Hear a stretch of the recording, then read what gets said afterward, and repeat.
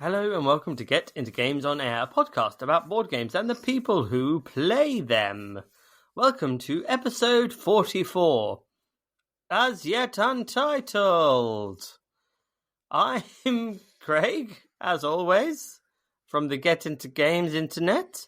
And joining me from the Mrs. Get Into Games internet is Rebecca. Hello. Hello. Hello, how are you? I'm very good. I had a lovely day today. Could you have spent any of that day coming up with a title for the podcast? Yeah, probably. But I didn't. And therefore we have no title. But just because we don't have a title doesn't mean that we are not sponsored by shirts and merch. You got a new shirts and merch t-shirt. I got more shirts and merch. Yeah. It was the dragon. Yep, chasing the bird. Yeah, like the worm span. The worm span, wingspan situation. It's very lovely, very comfortable, very cozy. I will be wearing it at the AireCon. If you ask to see it, I will whip my jumper off because it's probably cold because it's the north. No, but yeah, I think I'll wear that. It's a nice blue colour. It's a lovely blue. I went for a slightly different colour than the norm. You can see it on my Instagrams.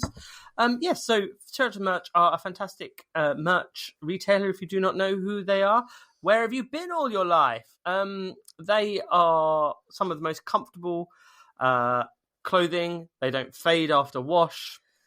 Great designs. They're fantastic designs, all board game and geek culture, which is great. And they are really eco-friendly. So they're definitely worthwhile looking at and looking into. And there's a whole episode about Shirts and Merch. But head to Shirts and Merch via their Etsy store and treat yourself. Out at AireCon. Or check them out at AireCon, yeah. Pop along and see them at AireCon. If you haven't got your Shirts and Merch shirt, there's still time because you can get them at AireCon and you can game in style there. So yeah, Shirts and Merch are a fantastic brand that sponsor us on this lovely podcast. Yes. So what? I was going to ask you a question and you were going to ask me a question. I was just going to say, so what we're going to do in this podcast is we're just going to have a general chit-chat about board games that we played recently, do Becky's sort of fun game, have a bit of AireCon anticipation chat. We've got some lovely sound bites to play from lots of fabulous stands that there will be at AireCon, so you can hear from the publishers themselves as to why you should visit them if you are in Harrogate this coming weekend. Yeah. So, what have we been playing? What's been hitting our table? Nothing, not a lot. One of the things that has been hitting my table, is it can only be my table because it states on the outside of the box it's a game for one person. Only one. Made by one person. Even though there's clearly lots of voices. Yeah, I think it's not. It's not. I think it is made by one person. So I have been, and I'm not sure, playing, investigating, exploring Box One by Neil Patrick Harris, which is very exciting, and I can't talk about any of it because it would give it away. All I can say is that for a puzzly type board game, it is absolutely fantastic. And that's all I can say. Yeah, I mean, without giving anything away. Looking, obviously not taking part and not doing it, but looking at it, I mean, it was relatively inexpensive. I think it was like £25 or so. Yeah, £25. And it is fully like resealable. You can put it back together, like. You can put stuff back in the box, and you can re-gift it. So it's not like an exit game where you kind of destroy stuff. It looks as though, obviously you haven't finished it yet. It looks as though you can just pass it on to the next folk. Yeah, there's quite a lot to it. There's there's puzzles that you have to solve, and you do have to use your phone for a bit of it. There's lots of exciting things to uncover. Without giving too much away, it's more than what it looks like. Yeah, the box. There's more to it. Yes, and it's deceiving. And I would say it is incredibly well thought out. A lot of thought and creativity has gone into it. And if anybody is like looking at it and thinking, is it worth it? Should I part with £25 or so? I would say yes. I think that you're going to enjoy it if you like puzzles. It was one of those ones that was like, is this it? And you start it and you're like, really? Really? And then suddenly it's wow.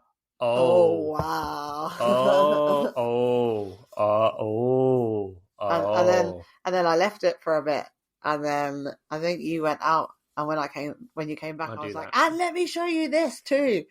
So I got very excited about it. But yeah, that's not really telling you anything about the game, but you have to explore and find out for yourself. It's definitely worth. I would definitely say it's worthwhile checking out. There is a box 2. I'm slightly worried that it's a little bit like the Exit Advent Calendar, in that once you've done one, you may have spoiled the others for you because you'll be anticipating what it's going to be like. Yeah. But you know, I probably will get it anyway because I think like any sequel to any game or film or anything like that, you're always going to struggle with trying to make the it perfect sequel. Yeah. Especially when like something is like when we did the Exit Advent Calendar, the first one we did was so good. Yeah. Like nothing yet has matched how good that was. The most recent one was pretty really good. Enjoyed it. Yeah, it was pretty good. But I still don't think it. I don't think it was. I still think the other one was better. Yeah. Okay. But anyway, so that's been hitting my table. So maybe at some point we'll do a spoilered version, or I'll do an Instagram where, you know, I'll go into more detail, but I really think it's something that shouldn't be spoiled and everybody should come to it with fresh eyes. Yeah, absolutely. 100%. There's no point in discussing it. It's not like a legacy game where it's like, this will happen. Yeah. That's not the end of the world. Whereas this is kind of like, you need would to spoil it for yourself. Yeah. What else have we been playing? We played some SETI. We love a bit of that. Yeah, it's a great game. We've played. We had our friend Neurodicey around. We played. He's a cute little piggy boy. Just going to say that. If he listens, then it'll be quite a funny little thing. It'll be an in-joke. He'll chortle to himself. And everybody else listening will be like, what are you talking about? No, because I'll just post it on Instagram. Okay. We played Let's Go to Japan again, which I enjoy. I think I've decided I don't need it in my life because my friend has it, so if I want to play it, there's a copy there. I enjoy it. It's like a little puzzle, but it's way lighter than I expected it to be. I think we said that last time. I think I don't need it in my life, and if my friend wants to play it, I'm happy to play it with my friend because my friend likes it. I think it's okay. I feel like I might understand it one day. I might be missing the strategy, but it feels quite easy to complete. I've played it twice, and both times I played it, I had drank quite a lot. Yeah, it's probably not a good idea. So I probably should try and play it As we were scoring, Craig was going, oh, is that what I was supposed to do? So he had no idea he scored. Yeah, nothing. I had a bloody lovely time. I had a pint of Guinness. It was beautiful. Why couldn't you just have a lovely time? Why did you have to have I'm not going to repeat it. Oh, well, that curse word I used. Yeah. Oh, my nan would say, bloody's in the Bible. So, I don't know. I don't know if it was. I haven't read We played Square One, which initially I was like, why aren't the pieces? So, for anybody who doesn't know, Square One is the sequel to Project L. So, Project L has what are they called? Polyomino Tetris tiles. Yeah, right. So it has the Tetris tiles that you are trying to place onto boards to tessellate together to make certain shapes. It's a posh word. Ha. And Square One has all square pieces with the shapes on them. Yeah. If you see what I mean. And I was a bit kind of like, this isn't the same. I like the tactile nature.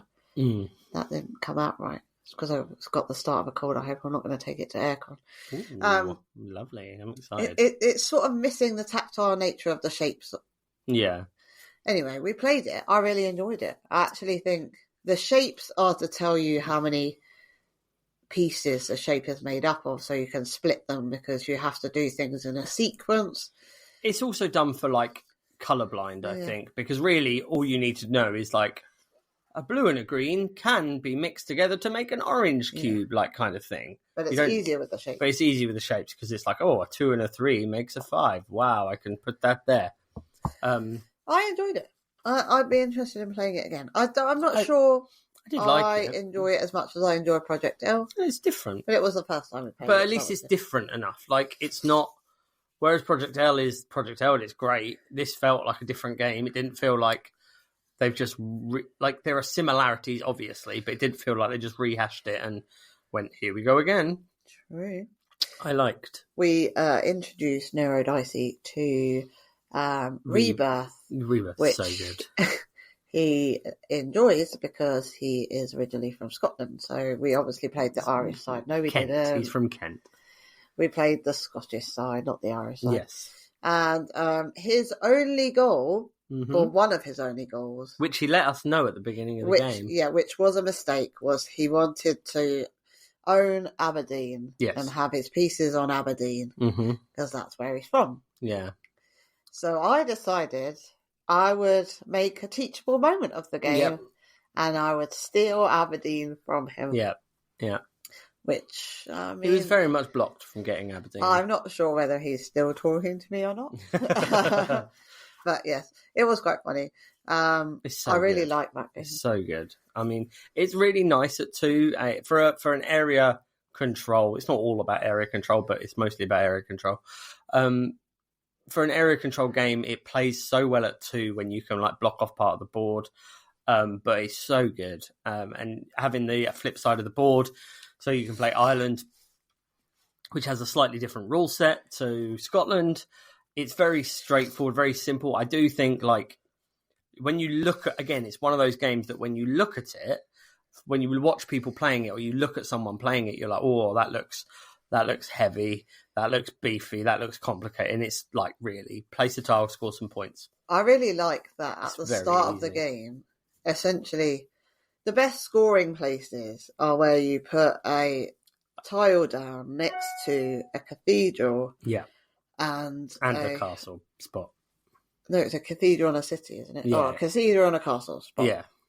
And they're the best scoring places because you're getting your castle out and you're also getting some end game scoring. And initially, on the first couple of goes, everybody's just doing that. And you're like, oh, well, what is there to this? We're just picking a town that we want to go next to. And then as the game ramps up and there's less space, you're then having to vie for, spaces, and you're taking spaces off of each other. And then some of us, Craig, are scoring massive wind farms, electricity farms, or whatever it is. Which you cannot let people do. So he's scoring like 10 because he's got connections of 10 electricity signs. But also, what I like is the whole... If the tiebreak, I think, is genius. I really like it because the tiebreak is essentially whoever owns Edinburgh. So in a 4-player game, you have to make sure you're controlling Edinburgh. However, Edinburgh can actually be a tie, and if Edinburgh is a tie, it goes to Stirling, and whoever owns Stirling wins the game. So it can actually be that the first and second place is tied. They tie points wise. And they tie Edinburgh, so it goes to Stirling, and whoever was in third position could potentially own Stirling and win the game because of the tiebreaker. So even though they have less points, they could still win the game. I think it's so good, so clever that you actually have to look at really where you're placing and make sure you are not just going rogue and just throwing things everywhere to try and score points. We've also...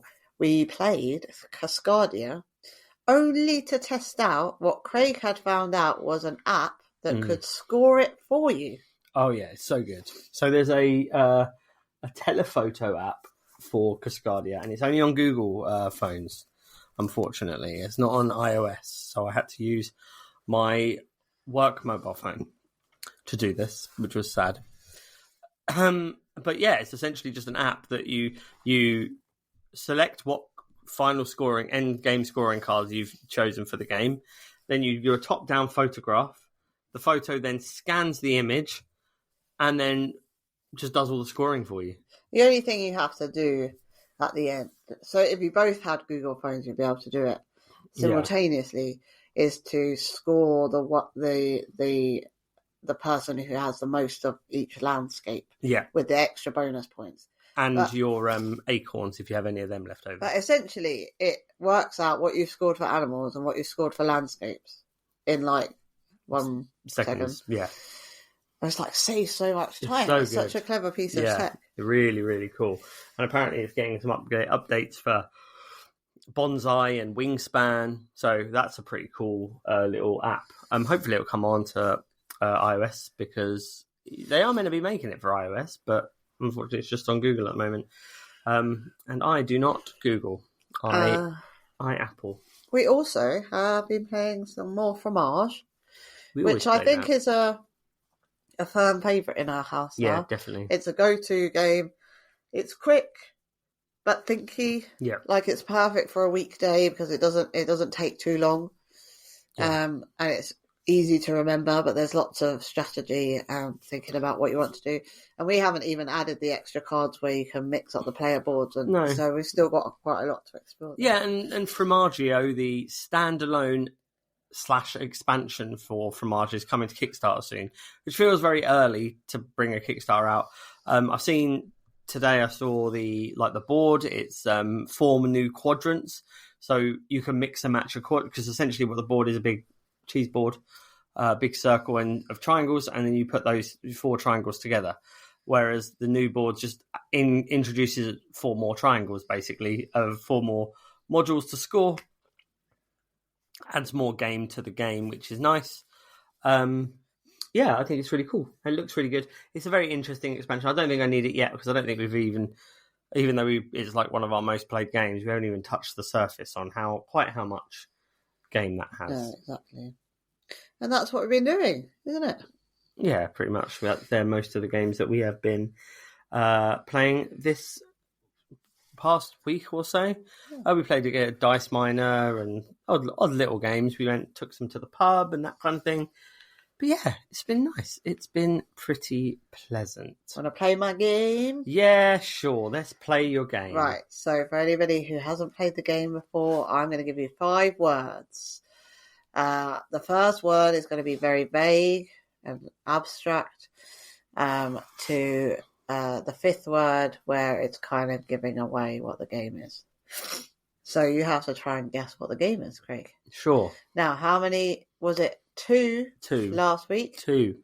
So guessed in 2. So yeah. That to try and beat. Ready? Nah. Yeah. Cards. Oh, there's not many games with cards, though. That's the problem. I find that that's limited. It's made it easier, actually, because there's only 2 games ever made with cards. One of them is Everdell, because that has cards, and the other one that's only ever had cards ever in its life ever, the only other game, is Cards Against Humanity. Okay, which one are you going? Cards Against Humanity. No. Deck. Oh, a deck, like a deck of cards. Wow. I would honestly say that this is the more abstract word than cards. No, I don't think it is. I still think a deck. This is going to be What Do You Meme? No.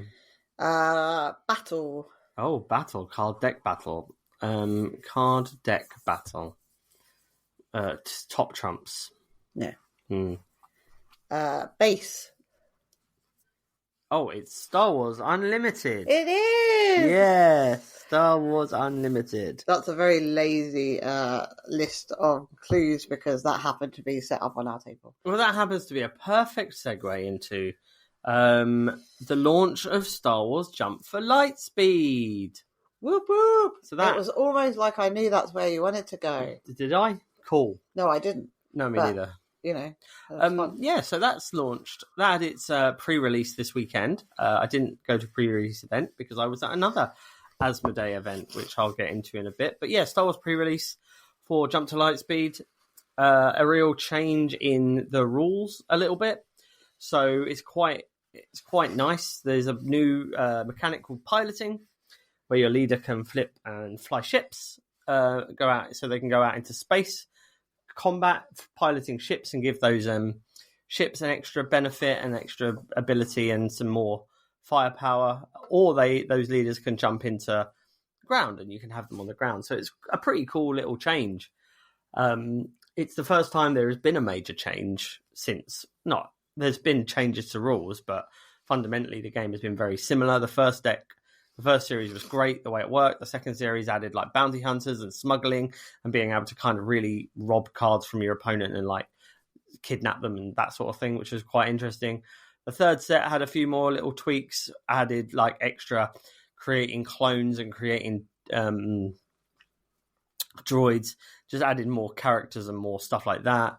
And this new set adding piloting really changes kind of how you're playing and how you're using your leader and how you're building your deck a lot more, which is quite nice. So, and the art must admit, the art on this series is probably one of the best since the first season for me personally. I really like, because it's mostly ships, obviously with Jump to Lightspeed, mostly it's ships, and the artwork for ships and the glossy, shiny hyperspace stuff is stunning.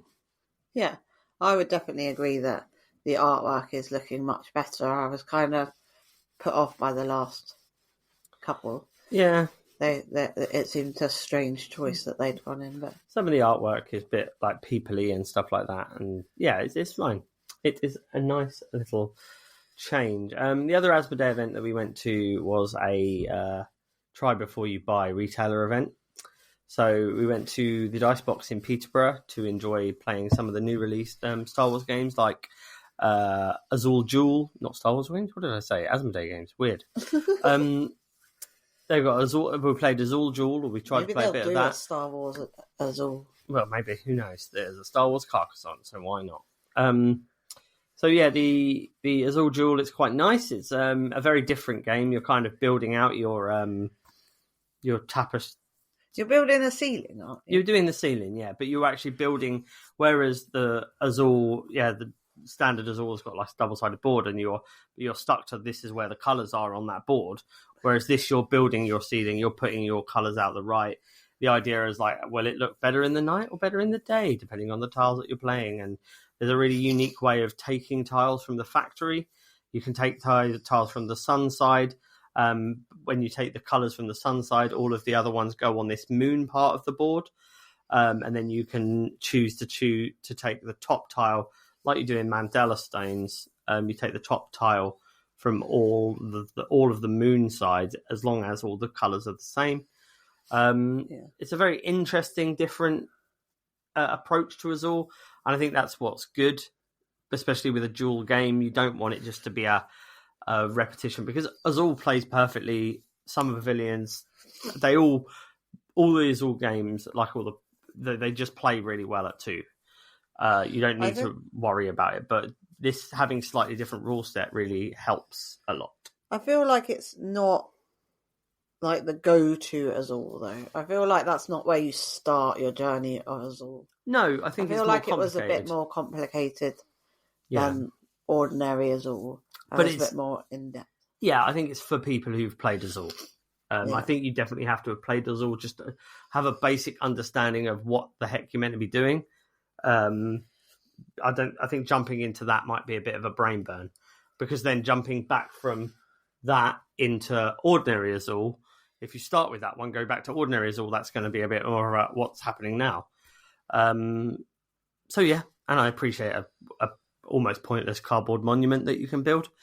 That you put your tokens in. That's nice. I'll have that. We also played a game called Happy Mochi, which is like Happy Mochi. It is, yeah. It's very like a toned down version of Scout almost. You have a hand of cards. You cannot adjust the order of the hand of cards that you are dealt, so they're in a specific order in your hand. You will have a pile of cards in front of you, and you'll have 2 cards played out, and those cards could be a 7 and a 2 or a 5 and a 1. So it'd be 5 and a 1 would be 51. So then you have to choose 2 cards from your deck from your hand that would be higher potentially than 51.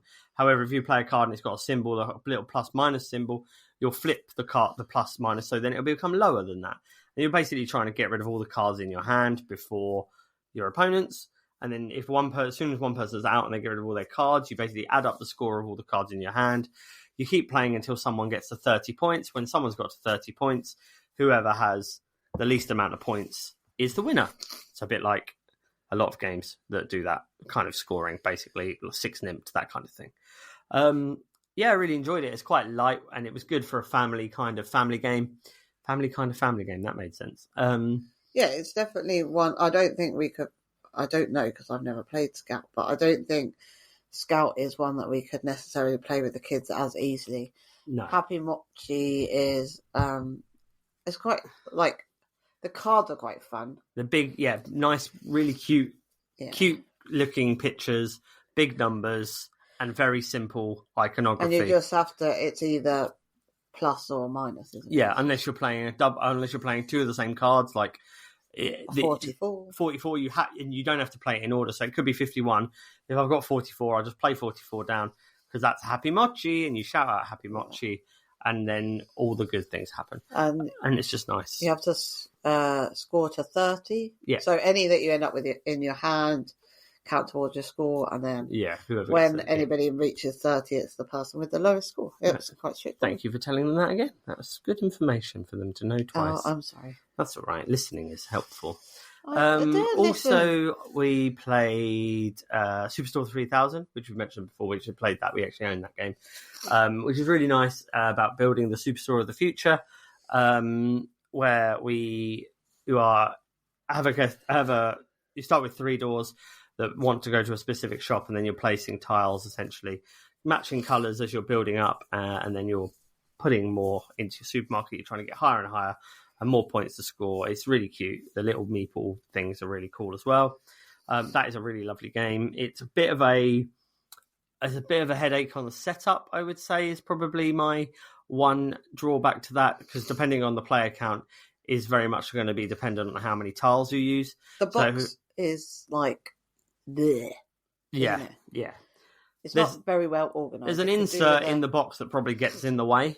To do with an actual insert. Yeah, there's basically, but it's so, like, if you're playing with 2 players, you have to remove the tiles that are +3, +4. If you're playing with 3 players, you have to remove the tiles that are +4, 4. And then if you are playing with everyone, you have them all. But it's that kind of thing. Is that if you've played with 4 people, then you've played with 3 people the next time, or you're going back down to 2 people, it's like sorting out. So setup can take a little bit of time. If you're regularly playing with the same amount of people, that's fine. But if it's because we will play it just us 2, and then we'll play it with our daughter. And then if we take it away, it's like take it to one of our mini con kind of meetups, we'll tend to play at 4. So it becomes a bit of a ball ache. But it's also one of those ones that you don't want someone to drop out or get an extra player at the last minute, because you have to set the whole thing up again. Yeah, exactly. Oh, let me get all the tiles up. Because it's like if you have 4 and then you shuffle, because you have to shuffle all the tiles together, and the only thing you can see is a tiny little number in the corner, which makes it a bit more awkward. But other than that, it's such an adorable game. It's so good. It's so quick. Setup takes a little bit. But Lord of the Rings, the trick-taking game, which I really liked, and I'm very tempted to buy it. See, I'm completely the opposite. I was like, it's underwhelming and it's not very exciting. I think it's beautiful. I love the art. The artwork is cool. I like the store. I like the crew. And it's essentially is... So if you do not like trick-taking games, and you do not like the crew Mission Deep Sea and Mission Space, whatever that one, the only one I own. If you don't like those games, then this isn't for you, because at its heart, it is a trick-taking game. That is all this game is. But I like the fact that it's cooperative rather than competitive, and I like the chapters that add extra characters, and they do add extra rules. There were extra little bits that you had, like, as you go through the chapters. There were extra things, and I'm sure as you go through more chapters, there would be more interesting things. I don't know how many plays it would get. A bit like the crew. Like, I really like the crew, but we've kind of burnt through it, and now we've never touched it since.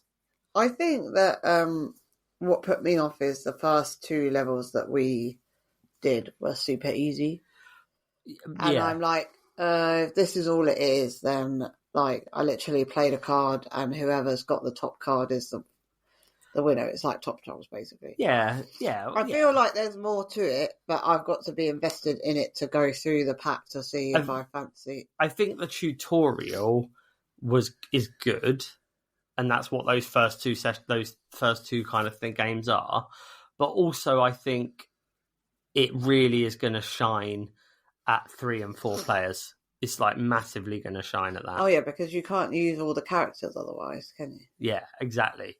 Because and it tells you which characters you have to use. So, like in a 2-player game, you have to use the 2 characters that they state, whereas in a 4-player game, you can use the 2 characters that they state and then 2 other characters of your choosing. And say there were 5, you could choose 2 out of the 3 that were left over. Yeah, exactly. But at 2 players, it's kind of limiting to. And also, trick-taking games, I think, in their nature, are way better at a higher player count than at 2 players. Because it's like, well, it's either me or you, and I don't care which one. And I just think the production and the component quality is great. I think the box with the little like vines, and the like the ribbons to get the cards out. Like, is it meant to be a vine? Then? Yeah, maybe. Who knows? But yeah, there's some really stunning production that's gone into that, and I really liked it. I think it was a very good little game, well worth the play, and I'm very tempted. And I know there's a little mini expansion as well, Gifts of Galadriel or something like that it's called, which is pretty nice. Cool. Board games. Did you ever think about not buying the board games but renting the board games? Well, that's good, because this podcast is also sponsored by Rent, Shuffle and Roll. Rent, Shuffle and Roll are a board game rental service here in the old United of Kingdoms, where you can create your own tailored list of games that you want to play, and for a minimal price, they can send you games and you can play them, and then you put them back in the box and you send them back and you get more games. And if you use code GITG50, you will get 50% off your first month using Rent, Shuffle and Roll, which is an amazing deal for an amazing service, and I highly recommend you check them out. So head to www.rentshuffleandroll.co.uk and use the code GITG50 to get yourself 50% off your first month. Yay! So all those games that people will be envious of having at AireCon, perhaps they will be in the Rent, Shuffle and Roll library, and they can rent them when they get home. Yeah, see what all the fuss is about. It's always good to trial games, but especially things like AireCon. You obviously have the library, but you won't be able to play all of them or get to access all of those games at once. So maybe you'll get more access if you go to Rent, Shuffle and Roll, and you can actually try and get those games played, which will be very exciting. So I was thinking about AireCon. Were you? Yeah, I was. Well, and I was thinking, maybe we don't take any games with us. Okay. And we just buy them. No. Okay. And we just rent them from the library. I was thinking that would be a new experience. We don't usually use the library. Yeah, I think there's a lot of new things that we could do. I think that's quite a nice idea. We are trying a few new things. So I have recently discovered how to add yourself to a play test table. Yes. So we are going to be going to play test Time Troopers. Yep. Because we need to see the new artwork and I need to drool over it some more. And we are going to see Time Troopers. Would this be a good time? To Troopers? To hear from Molinaris Games. Yeah, okay. Well, here we go. I'm going to put on a little soundbite now of Molinaris Games talking about Time Troopers and the fantastic things they have and where to find them at AireCon. Time Troopers is a solo deck management campaign game about time travel. Set in the future, you must travel back in time with a squad of Time Troopers to find artifacts rich in dark matter needed to power the time gate of the future. Beware though, an evil rival faction called the Scorpions are also trying to do the same. The immersive campaign sees you travel to 8 different time zones to fight gladiators in the Colosseum, steal from ancient Egyptian tombs, outrun dinosaurs, and even defeat samurai in combat. There's so much more we want to tell you, but we just don't want to ruin the surprises. Each of these 8 time eras has at least 3 missions lasting 45 minutes long, so there's a lot of campaign to work through, meaning even though everyone starts and finishes at the same point, your experience will be unique to you. You see, what's key in Time Troopers is the campaign story itself and how your choices steer it. Which deck should you build? Which card should you unlock? Who do you send to the infirmary when they're injured? Who do you make your squad leader? Who has which weapon attachments? The immersive experience is also completed with optional soundtracks, like the Viking one in the background right now. Time Troopers is designed to be set up in 5 minutes, played in 45 minutes, and packed away in 5 minutes, with save points in the inserts, so you can jump right back into the action the next time you want to play, without it living on the dining room table forever. Perfect for a random Wednesday when you have an hour to spare. However, we think you would always like to play just one more mission. With absolutely stunning artwork and design components, including 460 cards and complete with playmat, this game is well worth a look. So why not come along to AireCon and play it in the demo zone and follow us on GameFound to learn more about our summer release. Thank you.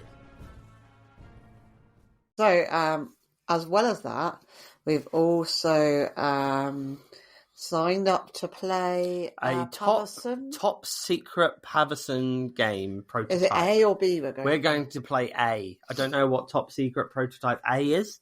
We'll soon find out. I don't know if we play it and then we're sworn to secrecy, or if we are allowed to talk about it or take photographs of it. So I don't know what's going to happen. So that's very exciting. That's exciting, yeah. 2 new Pavison games. Now, I think they are mostly sold out, because I think we got one of the last we're completely tickets. sold out.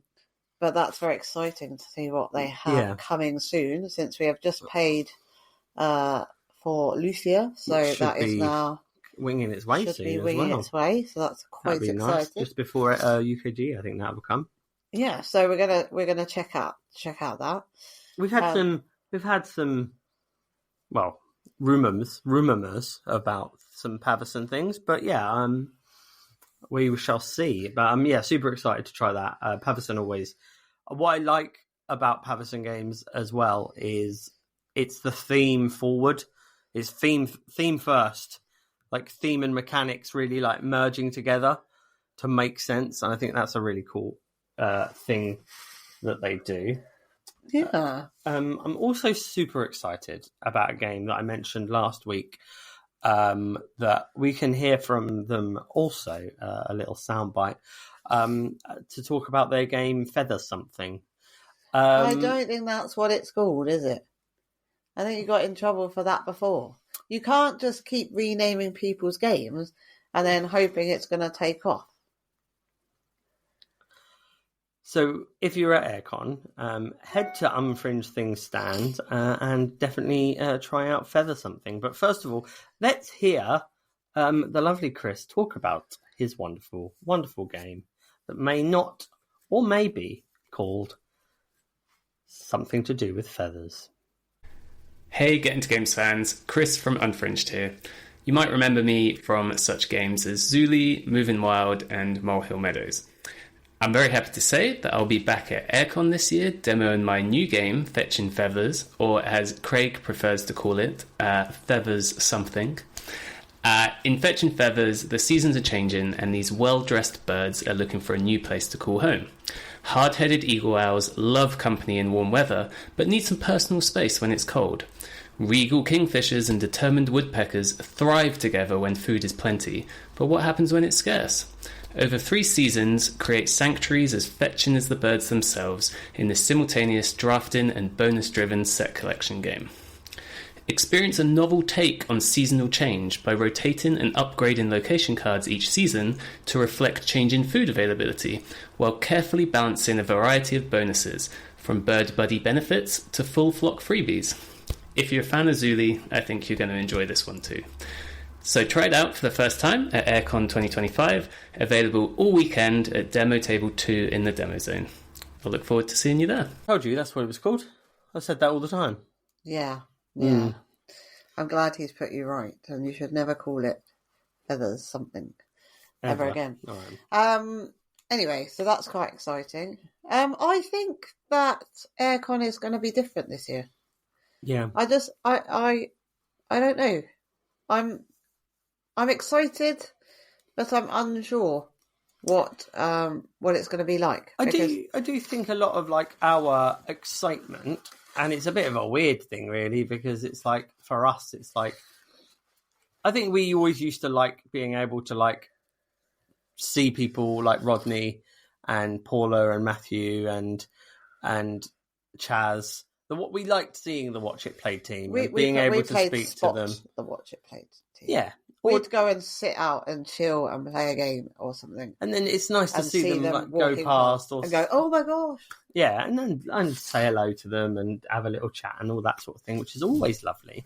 But obviously that's not there, and that's not to devalue what the other fantastic events, people running fantastic events at AireCon are. There's some amazing people coming along, like Ivan Brett from the Traitors and Johnny Ciodani, I think is the name, doing the D&D stuff. There's some amazing like people doing events. So it's just, yeah, it's going to be different. It's going to be different, and that is always good. Yeah, that's good, right? I think it's forcing us to do some things that we haven't done, and I think every time we go to, I suppose it's the same with UKG, but for AireCon especially, I think every time we go to AireCon, we do something different, we learn something different, we find out about something different. Like, I've never known how to sign up to a play test table. Yeah. This will be the third year we've gone, and now I know how to do that. So that's a new thing, that's exciting. Yeah. Last year we signed up to some of the Watch It Played events. This year we're going to try and do some of the game events that are set up, like the big Just One and things like that. The Flip 70. And get involved with some of those. So I think the change is good. I think it's forcing us to think about what we're going to do a bit more. But yeah, I think it's going to be different. But different is not necessarily bad. Yeah.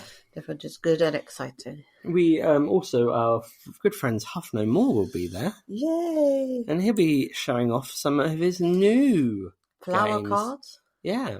As well as showing off Sakana Stack.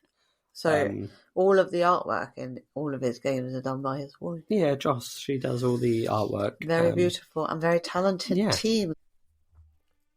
Hey everyone, Mike here from Huff No More, and I cannot wait to get back to the hallowed halls of the Harrogate Convention Centre for AireCon. Huff No More is a team of me and my wife Joss, and we are an indie tabletop games publisher on the south coast of the UK. I'm going to be in the demo zone on Friday and Saturday alongside a stacked lineup of brilliant indie publishers with all of their latest games. I'm super excited to be demoing not just one, but 2 games at AireCon this year. First up is Sakana Stack, following our successful Kickstarter in October and ahead of release this May. Sakana Stack is a fast-paced card game for 2 to 5 players, and it's set in the prestigious Tsukiji Fish Market in Tokyo, Japan. The objective of Sakana Stack is to sell the most seafood to your customers each round and have the most points at the end of the game. With a hybrid of ladder climbing and shedding mechanics, good hand management is essential to pick the best time to play your most valuable seafood stacks. Next up is Flower Cards, a new design by Joss, which is of Hanafuda cards, which are traditional playing cards from Japan. Featuring 48 cards with hand-drawn illustrations by Joss, which are inspired by fauna and flora of the British Isles, I'll be running some demos of 2 of the most popular Hanafuda games to play, which are Koi Koi and Sakura. We hope you're as excited for AireCon as we are, and please do come and find us in the demo zone. It's in Hall B, opposite the Games Library. We'll see you there. Yeah, I'll have to check it out. Yeah. But yeah, I am looking forward to, and I'm also just meeting people, I think is going to be good. Yeah, just seeing a lot of people. There's a lot more people going this year. a lot of our friends who don't sometimes come to AireCon are making the journey up, so that'll be nice. I think we've got some plans to meet up with people and play some games. I would like to play the Fox Experiment with the Midland Meeple and his partner, and introduce you to the Fox Experiment. Yep. So I'm hoping that they will bring that. Board Game Meeple, Gareth from Meeple to Meeple podcast will be there for his first AireCon. Nick from Board Game Review. It's always good to see those people. It's just going to be really nice and chill. Yeah, absolutely, and see some different things. Also, like there are games that I want to see so games that we've been lucky enough to receive as demo copies and reviews and that sort of stuff. So we've got Quorum from Cosmos, so be able to see Cosmos games there with that game that is launching at AireCon, so you'll be able to buy that game there. Being able to see Cotswold Games, the creators of Tabletop Inc., that sort of stuff. Stop, Drop and Roll. They've got their new game, Why We Fight It, which is a TTRPG that they're releasing and producing that will be crowdfunding soon. And there's a really cool game that we see every year for the last couple of years, and it's always really dressed up, is the War of the Worlds, One More Day. That's We've really never cool. actually stopped. No, but we have got a little snippet from them to tell you all about their wonderful little game. War of the Worlds One More Day is a story-driven survival deck-building game set during the Martian invasion of Victorian England and based on the novel by H.G. Wells. It's a solo game but plays great with 2 to 3 people working together to survive. In the core game, you can play as either the journalist or the infantry soldier through one of 6 unique stories. You'll explore different locations and have to survive against threats such as red weed, black smoke, Martian fighting machines, savage dogs, ruffians and more. The game's been in development for a few years, but is now ready for Kickstarter coming this summer. I'll be excited to be demoing all weekend at AireCon, so drop by stand E20 in the Exhibitors Hall and ask for a demo. I'll see you soon. Thanks a lot. So yeah, that sounds super exciting. Yeah. My parents were always War of the Worlds. That was always on the TV. Yeah. Or on the radio, or whatever. They loved that. It always looks really... their stand always looks really inviting, and I always think, really like, but it's usually quite busy. People usually sat at the table, and I think I always seem to miss out. So it quite also seems a bit much for sitting there with the kids kind of thing. Yeah, but maybe one of us can check it out while the other is looking after the children. Yeah, absolutely. So and also Sneaky Rascal Games. They've got some great stuff coming as well at AireCon. So here's a little snippet from them about their amazing games that are coming out. Hi, I'm Lawrence from Sneaky Rascal Games. My partner Amy and I are designing our first board game called Restless Spirits. It's a mystical game where you play as a spirit guide, and throughout the game you're encountering these lost spirit creatures that have become trapped in our world, and it's your role to help them find their way home. It's very much inspired by Studio Ghibli movies and other anime like Bleach, and it taps into world mythologies and folklore, particularly Japanese. And the idea that there's these creatures all around us that most people can't see, but as a spirit guide you can, and you're in a race against your opponents to help as many of them as possible. It's a tactical game for 2 to 4 players and combines elements of card drafting, set collection, push your luck, and a little bit of take that, but only takes 30 to 60 minutes to play, depending on the player count. We started working on it about 2 years ago, just for fun really, but we eventually decided to book a table in the demo zone at AireCon and really just get it in front of more people. So we spent 3 full days playtesting it, and we just got such a good response. Lots of great feedback from gamers, but then also from other game designers that were there too. And since then we've just taken all that feedback on board and just fully committed to it. So now we're at a point where I'm still working on some of the artwork, but the game is essentially complete, and we'll be launching the project on Kickstarter in just a few months. So if you'd like to try it out, we'll be running short demos throughout AireCon.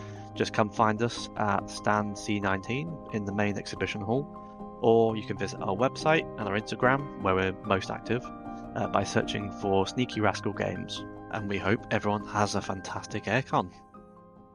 Looking forward to checking that one out at the stands. We are going to be busy. Yeah, going to see quite a lot. Try and see as much as we can in well, it's technically a day and a half.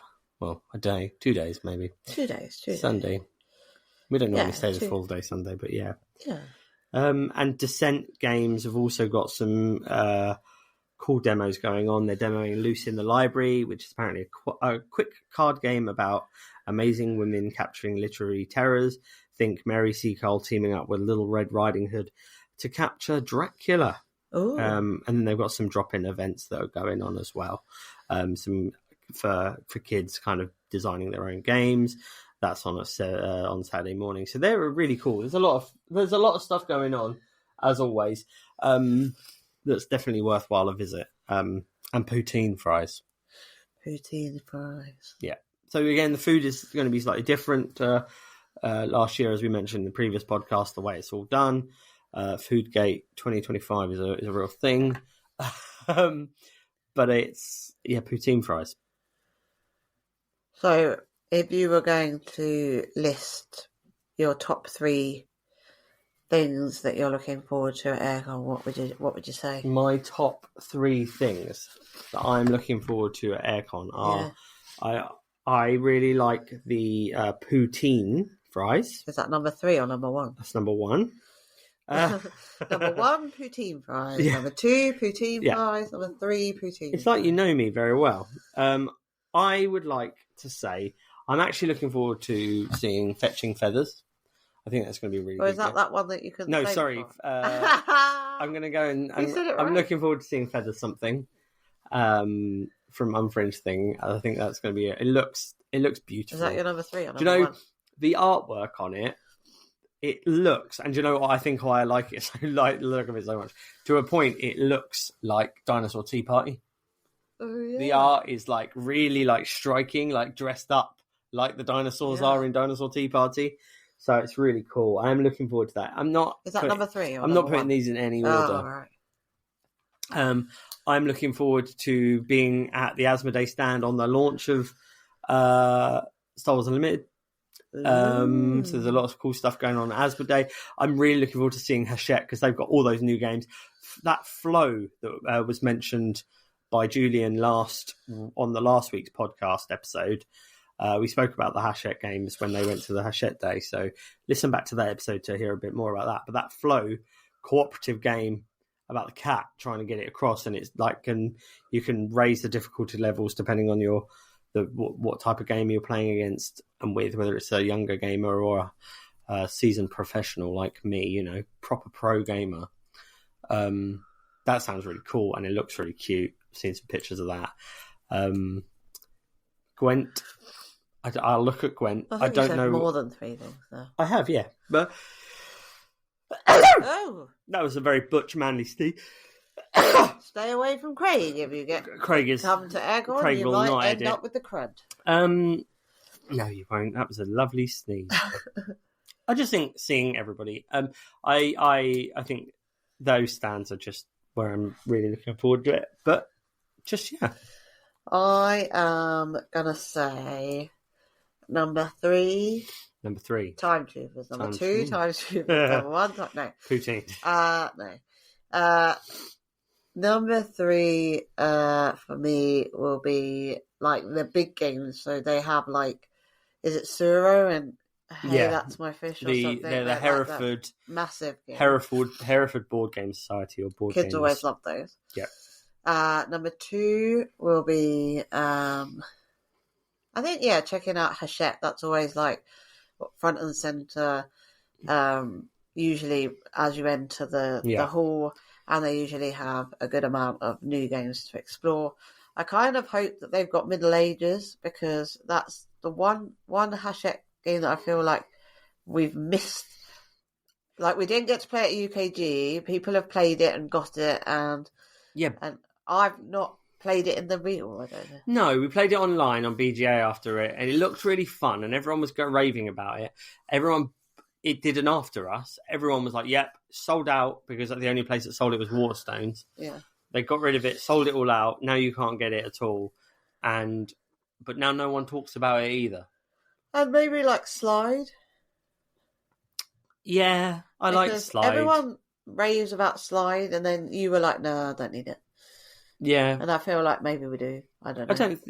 Slide's good. It is good, but there is a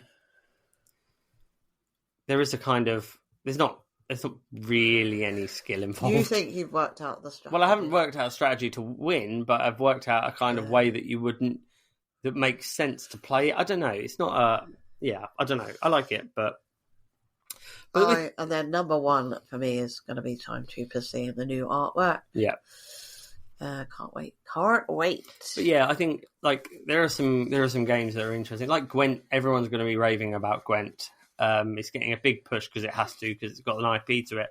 But I'm that. Even if it's not good. But I'm the meme that is the John Travolta from Pulp Fiction meme, where he's kind of, I think Nobody could see that. people will, yeah, but Craig had his hand out and was people going, know what the John Travolta Pulp Fiction meme is, so they'll understand what I mean by that. It's just okay. I didn't play The Witcher, so it's not. Yeah. People have said it's a good game. It's like, okay, is it? Sure. I sometimes think that games with IP slapped on them aren't always the best game. I do think the Cyclades, like Ultimate Cyclades edition, looks so good. If they have that, I will take it off the table and run out the door. Okay. I shan't. You won't see Craig I again. shan't do He'll that. be arrested. But yeah, it's always good to see those guys. I'm just looking for the whole thing, looking forward to catching up with people, being with my kind of people, in my kind of venue. Nice. I mean, it's quite north. Yeah. If I didn't have to travel quite as far, I'd be happier. But that's And what we UKG found is our for. original booking. And we're going to be in a hotel that is Nearby. Which reminds me, we need not to doxing ourselves. Which we need to cancel the other one. Well, yeah, so we have two hotels. One, so if we have an argument, you can stay in one with kids That would be quite expensive. on the other side of town, and I'll stay right by the hotel, but right by the convention centre. So yeah, but that's good. That's all the things, and we did that in record time. In record time for us, 50 minutes. Yeah. Say what? This is the shortest episode of. You'll need to go on a shorter journey. I'm going to have to talk more because this has got to get people 5 hours or a 5-hour trip up to AireCon, this podcast. Yeah. Well, they can listen to the other one. But sure, yeah. Enjoy if you are going to AireCon. If you are around and you see us, wave. Wave. Just wave. Say hello. And one of us might respond. Invite us to play a game. Yeah. If you see us, wave, say hello, take one of the children. If enough people do that, we'll have a lovely time. We only need 2 people to do that. Yeah, exactly. That is enough people. So yeah. Please don't take our kids, please. No.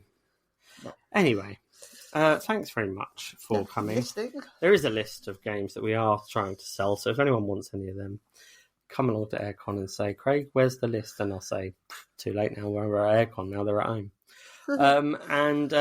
So thank you very much for listening. Looking forward to seeing you if I see you at AireCon. If I don't see you at AireCon, it's because I missed you. I mean, that's true, isn't it? Yeah. So yeah, I think that's it. Remember, I think that's the end of the day. Get into the Harrogate Convention Centre. Remember to get into the Harrogate Convention Centre. Oh, well, there's a Games Crusade, is it? The local FLGS. I think it's Great Games Crusade. It's a friendly local game store in Harrogate that looks like they have a lovely little selection of games. So if you are in Harrogate and want to support some small local business, check out them. I'm pretty sure it's Games Crusade. I might not be, but I'm pretty sure it is. And remember to get into the raffle. I can't wait to. Maybe we have to get a train up to AireCon, because that way the gods will look at us and go, haha, we're going to make him win, so it's really difficult for him to get all those games back. Anyway. Even in the car it would be very difficult. That is true. We'll just leave the kids. Thanks very much for listening. To get into the games. Yes, the games. Please leave a 5-star rating, 5-star review on your app choice. Thank you for the lovely people that left comments on the last episode. Let's have a few more of those comments. Tell me what you are looking forward to most about AireCon, or what you are looking forward to most about convention season in general, where you are.